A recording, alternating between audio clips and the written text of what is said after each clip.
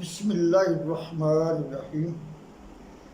میرے انتہائی قابل احترام بزرگوں اور بھائیوں، السلام علیکم ورحمۃ اللہ وبرکاتہ۔ پیارے اسلامی بھائیوں، ایک موقع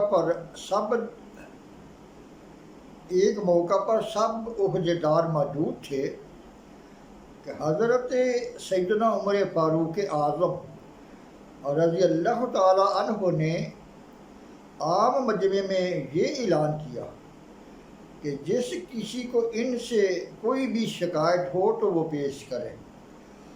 اس مجمع میں مصر کے گورنر عمرو بن العاص رضی اللہ تعالی عنہ اور بڑے بڑے رتبے کے لوگ موجود تھے۔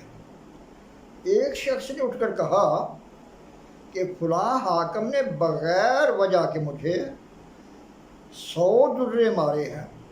تو حضرت سیدنا عمر فاروق رضی اللہ تعالیٰ عنہ نے فرمایا، اٹھ اور اپنا بدلہ لے لے۔ تو یہ سن کر عمرو بن العاص رضی اللہ تعالیٰ عنہ نے عرض کی، اے امیر المومنین، اس طریقے سے تمام حاکم بدل ہو جائیں گے۔ آپ رضی اللہ تعالیٰ عنہ نے فرمایا، تو کیا ہوا؟ انصاف ہر حال میں ہوگا۔ اور پھر آدمی کی طرف مڑے اور فرمایا، اپنا کام کر۔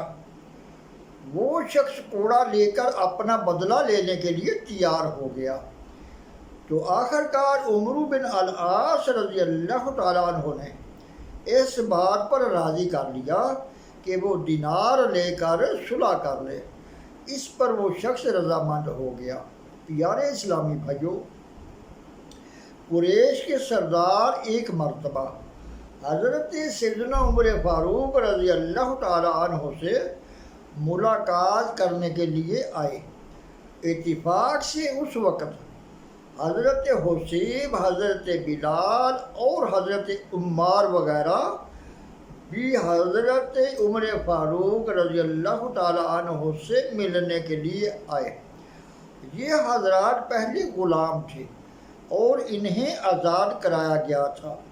تو حضرت عمر فاروق رضی اللہ تعالیٰ عنہ پہلے ان لوگوں کی طرف متوجہ ہوئے۔ یہ دیکھ کر ابو سفیان، جو جاہلیت کے زمانے میں قریش کے سردار تھے، بول اٹھے، کیا خدا کی قدرت ہے، غلاموں کو دربار میں جانے کی اجازت ملتی ہے اور ہم لوگ باہر بیٹھے انتظار کر رہے ہیں۔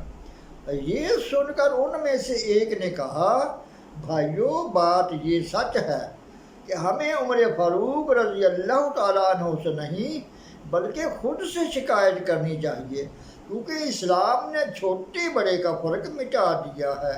یہ لوگ ہم میں سب سے بہت پہلے اسلام لائے تھے، چنانچہ آج بھی یہ لوگ ہم سے آگے ہیں۔ پیارے اسلامی بھائیوں، اسی طرح قادسیہ کی فتح کے بعد جب تمام صحابہ اور عرب کے قبائلیوں کی آپ رضی اللہ تعالیٰ عنہ نے تنخواہیں مقرر کی، تو اس موقع پر قریش کے بڑے بڑے سرداروں کا خیال تھا کہ ان کی تنخواہیں ان کے رتبے کے لحاظ سے مقرر کی جائیں گی اور فہرست میں ان کا نام سب سے پہلے آئے گا۔ لیکن ان کے سب خیالات غلط ثابت ہوئے، کیونکہ حضرت عمر فاروق اعظم رضی اللہ تعالیٰ عنہ نے تنخواہیں اس طرح مقرر کی کہ جو لوگ سب سے پہلے ایمان لائے تھے یا جنہوں نے جہاد میں نمایاں کارنامے انجام دیے تھے یا حضرت صلی اللہ علیہ وسلم کے ساتھ قریبی تعلق رکھتے تھے، ان کی تنخواہیں سب سے زیادہ مقرر کی، یہاں تک کہ ان لوگوں میں غلام بھی تھے، ان کی تنخواہیں بھی سب کے برابر رکھی۔ حالانکہ عرب میں غلاموں سے بڑھ کر جاہلیت کے زمانے میں کوئی ذلیل و خوار نہ تھا۔ اور خاص بات یہ کہ اس موقع پر اسامہ بن زید، جنہیں رسول اللہ صلی اللہ علیہ وسلم نے لشکر کا سالار مقرر فرمایا تھا اور پھر حضرت ابو بکر صدیق رضی اللہ تعالیٰ عنہ نے انہیں جنگ موتا کے شہیدوں کا انتقام لینے کے لیے روانہ کیا تھا۔ ان کی تنخواہ اپنے بیٹے حضرت عبداللہ سے زیادہ مقرر کی۔ حضرت عبداللہ سے رہا نہ گیا اور فوراً عرض کیا، اے امیر المومنین، میں اسامہ سے کسی موقع پر بھی پیچھے نہیں رہا، پھر ان کی تنخواہ مجھ سے زیادہ کیوں مقرر کی گئی ہے؟ تو حضرت عمر فاروق رضی اللہ تعالیٰ عنہ نے جواب دیا کہ یہ بات ٹھیک ہے، تم اسامہ رضی اللہ تعالیٰ عنہ سے کسی موقع پر بھی پیچھے نہیں رہے، لیکن رسول اللہ صلی اللہ علیہ وسلم اسامہ کو تجھ سے زیادہ عزیز رکھتے تھے اور بہتر سمجھتے تھے، اور اسی طرح وہ میری نسبت اسامہ کے باپ کو عزیز رکھتے تھے۔ اس موقع پر ان کی اپنی تنخواہ صرف 5000 سالانہ مقرر ہوئی، کیونکہ خود بھی جنگ بدر میں شریک تھے۔ کروڑوں روپے کی سالانہ آمدنی میں فاروق اعظم رضی اللہ تعالیٰ عنہ کو سال بھر میں یہ تنخواہ ملتی تھی۔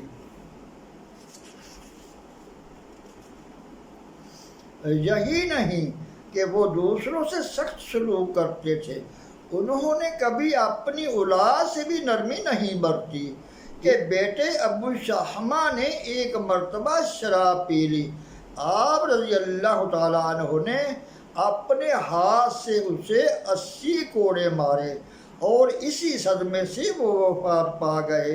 اسی طرح ان کے سالے کرامہ بن فتعون نے شراب پی تو انہیں بھی اعلانیہ 80 کوڑے مارے گئے۔ پیارے اسلامی بھائیوں، حضرت سیدنا عمر فاروق رضی اللہ تعالیٰ عنہ جنگ کے دنوں میں مجاہدوں کے گھروں پر جاتے، کیونکہ مجاہدین جنگ کے لیے مدینے میں نہیں ہوتے تھے۔ عورتوں سے پوچھتے کہ انہیں بازار سے کچھ منگوانا ہو تو لا دوں، وہ اپنی لونڈیاں ساتھ بھیج دیتی۔ حضرت عمر رضی اللہ تعالیٰ عنہ خود چیزیں خرید کر ان کے حوالے کرتے جاتے۔ میدان جنگ سے قاصد آتا اور مجاہدین کے خطوط لاتا تو آپ رضی اللہ تعالیٰ عنہ خود گھر گھر جا کر خطوط پہنچاتے اور انہیں بتاتے کہ فلاں تاریخ کو قاصد واپس جائے گا، تم جواب لکھوا کر رکھنا۔ عورتوں کو کاغذ قلم اور دوات خود مہیا کرتے، اور جس کے گھر میں خود کوئی پڑھا لکھا نہ ہوتا اس کی چوکھٹ پر بیٹھ کر خود خط لکھنے بیٹھ جاتے، اور گھر والے جو لکھواتے آپ رضی اللہ تعالیٰ عنہ لکھتے جاتے۔ یہ بھی نہیں کہ گھر کے اندر جا کر لکھنا پسند کرتے، رعایا کی شکایت سننے کے لیے مسجد کے صحن میں بیٹھ جاتے۔ کوئی شکایت کرنے والا نہ ہوتا تو کچھ دیر انتظار کر کے اٹھ جاتے اور راتوں کو گشت لگایا کرتے تھے۔ پیارے اسلامی بھائیوں، اسی طرح حضرت عمر فاروق رضی اللہ تعالیٰ عنہ کو شام کے سفر کے دوران ایک عجیب واقعہ پیش آیا۔ راہ میں ایک خیمہ دیکھا، سواری سے اتر کر خیمے کے قریب گئے تو ایک بوڑھی عورت نظر آئی۔ اس سے پوچھا، کچھ خبر ہے؟ عمر کا کیا حال ہے؟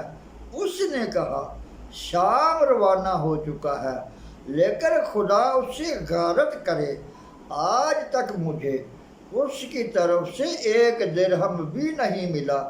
یہ سن کر حضرت سیدنا عمر فاروق رضی اللہ تعالیٰ عنہ نے فرمایا، اتنی دور کا حال عمر کو کس طرح معلوم ہو سکتا ہے؟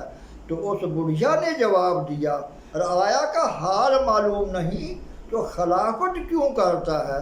یہ سن کر حضرت سیدنا عمر فاروق رضی اللہ تعالیٰ عنہ بے اختیار رو پڑے اور بڑھیا سے معافی مانگی اور اس کی مدد کی۔ اللہ تعالیٰ سے دعا ہے درس و بیان کو سمجھنے، عمل کرنے اور دوسروں تک پہنچانے کی توفیق عطا فرمائے۔ وما علینا الا البلاغ المبین۔